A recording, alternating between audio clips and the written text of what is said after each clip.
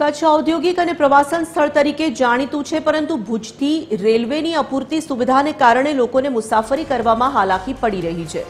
પરિણામે ભુજથી મુંબઈ વચ્ચે વંદે ભારત ટ્રેન તેમજ હરિદ્વાર, સુરત અને સૌરાષ્ટ્રને જોડતી નવી ટ્રેન ચાલુ કરવાની માંગ ઉઠી રહી છે। કચ્છમાં રણોત્સવમાં દેશ વિદેશમાંથી લાખો પ્રવાસીઓ આવી રહ્યા છે, ત્યારે જો કચ્છમાં ટ્રેન કનેક્ટિવિટી વધારવામાં આવે તો ઔદ્યોગિક અને પ્રવાસન ક્ષેત્રે વધુ ફાયદો થઈ શકે તેમ છે।